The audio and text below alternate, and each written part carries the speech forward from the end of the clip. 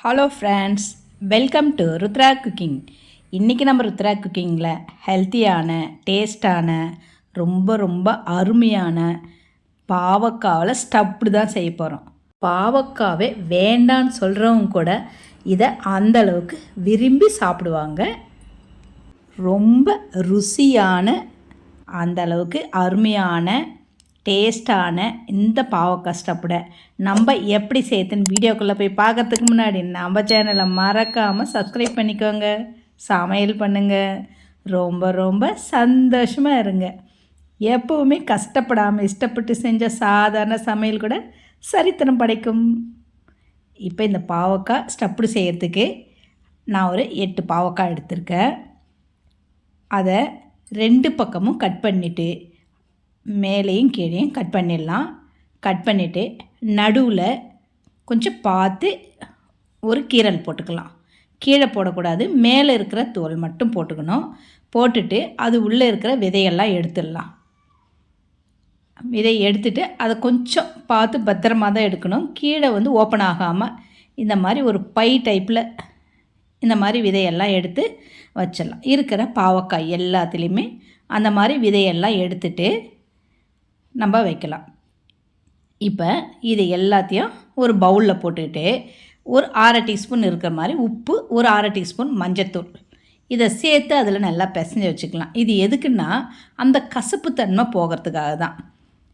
இந்த 2த்தையும் சேர்த்து ஒவ்வொரு பாவக்காவிலையும் முடிஞ்சால் உள்ளே கூட இந்த மாதிரி தீத்தி அதில் அப்படியே கொஞ்ச நேரம் ஒரு 20 நிமிஷம் அது அப்படியே ஊறட்டும். இப்போ 20 நிமிஷம் ஆயிடுச்சு. நம்ம அந்த ஊற வச்ச பாவக்காவில் தண்ணி சேர்த்துக்கிட்டு கொஞ்சம் நல்லா வாஷ் பண்ணிடணும். அந்த மஞ்சத்தூள், உப்பு இது எல்லாம் போகிற மாதிரி வாஷ் பண்ணிடணும். வாஷ் பண்ணிவிட்டு நம்ம ஆவியில் வைக்கிற மாதிரி ஏதாவது ஒரு பவுல் எடுத்துக்கலாம். நான் அப்போ இந்த மாதிரி ஒரு பவுல் எடுத்திருக்கேன். இது குக்கரில் வச்சு வேக வைக்கிறதுக்காக, தண்ணியெலாம் சேர்க்காமல் ஆவியில் மட்டும் வைக்கணும். இப்போ இதில் நம்ம வாஷ் பண்ண பாவக்காவில் இதை வச்சிடலாம். வச்சுட்டு குக்கரில் வச்சு நம்ம அப்படியே மூடி போட்டுடணும். இது விசில்லாம் போட வேண்டாம். இது ஒரு 10 நிமிஷம் வெந்தால் போதும். இது வேகிறதுக்குள்ளே நம்மளுக்கு இதுக்கு தேவையான பொருள் நம்ம ரெடி பண்ணிக்கலாம். இப்போ ஒரு பேன் எடுத்துக்கிட்டு அதில் 1 டீஸ்பூன் கடலப்பருப்பு, 1 டீஸ்பூன் உளுத்தம்பருப்பு இது கொஞ்சம் லைட்டாக வறுபட்ட உடனே 1 டீஸ்பூன் இருக்கிற மாதிரி தனியா அதையும் கொஞ்சம் வறுத்துக்கலாம். அதுக்கப்புறம் ஒரு 2 டீஸ்பூன் இருக்கிற மாதிரி வேர்க்கடலை அதையும் சேர்த்து வறுத்துக்கலாம்.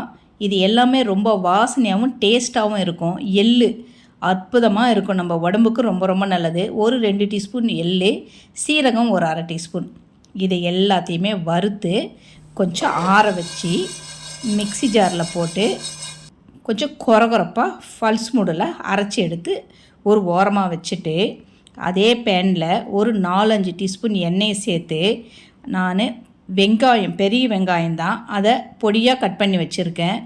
அதை இது கூட சேர்த்துக்கிட்டு ஒரு 10 பல் பூண்டு அதையும் கட் பண்ணி இது கூட நல்லா பொன்னிறமாக வதக்கிக்கலாம். ஒரு கண்ணாடி பதமாக இருக்கும். அந்த மாதிரி அதை வதக்கி கொஞ்ச நேரம் வதங்கின பிறகு இதை ஆற வச்சிடலாம்.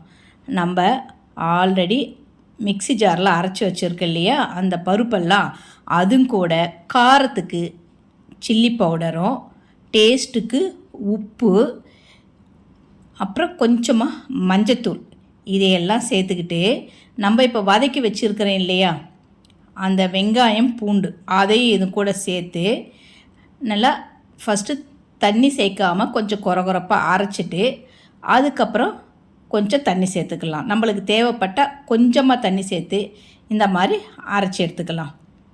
குடுமான வரைக்கும் தண்ணி சேர்க்க வேண்டாம். தண்ணி வேணும்னா லைட்டாக தெளித்து இந்த மாதிரி கொரகொரப்பாக அரைச்சி எடுத்துக்கலாம். இது இருக்கட்டும். இப்போ நம்ம குக்கரில் பாவக்காய் வெந்திருக்கான்னு பார்த்துடலாம்.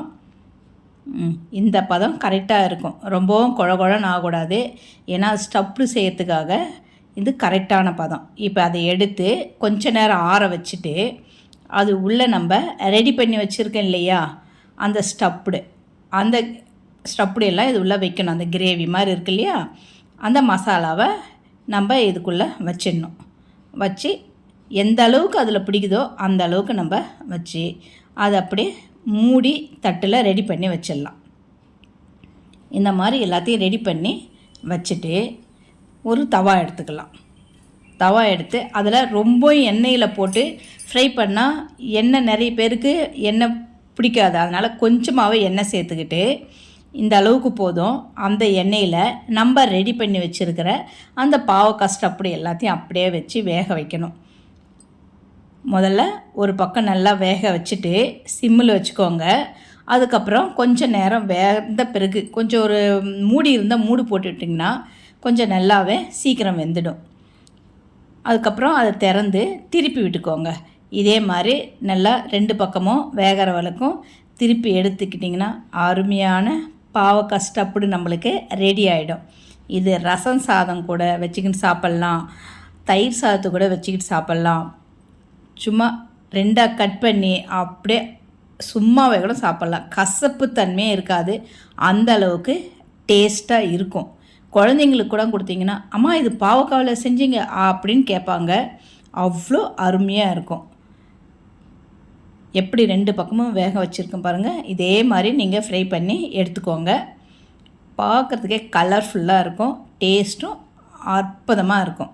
ஐயோ பாவக்காவா அப்படின்னு கேட்குறவங்க கூட இந்த மாதிரி செஞ்சு கொடுத்தீங்கன்னா அவ்வளோ விரும்பி சாப்பிடுவாங்க. பாவக்காயிலே இந்த அளவுக்கு செஞ்சுருக்கீங்கன்னு கேட்பாங்க. வெறும் சாதத்தை கூட இதை வச்சுக்கிட்டு பிசைஞ்சு சாப்பிட்டா அற்புதமாக இருக்கும். நம்ம பாவக்காய் வேண்டான்னு ஒதுக்கி வைக்கிறோம், அப்படிலாம் இல்லாமல் வாரத்துக்கு ஒரு முறை இந்த மாதிரி பாவக்காய் செஞ்சு சாப்பிட்டா நம்ம குடலில் இருக்கிற புழு பூச்சிகள் எல்லாம் போகும்.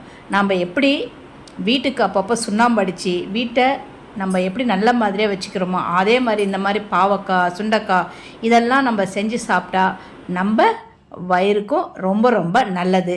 இதை நீங்கள் குழந்தைங்களுக்கு சொல்லி இந்த மாதிரி செஞ்சு கொடுங்க, விரும்பி சாப்பிடுவாங்க. நீங்கள் இந்த மாதிரி சாப்பிட்டுட்டு எப்படி இருக்குன்னு கமெண்ட்டில் சொல்லுங்கள். மறக்காமல் நம்ம சேனலையும் சப்ஸ்கிரைப் பண்ணிக்கோங்க. சமையல் பண்ணுங்கள். ரொம்ப ரொம்ப சந்தோஷமாக இருங்க. நன்றி, வணக்கம், வாழ்க வளமுடன்.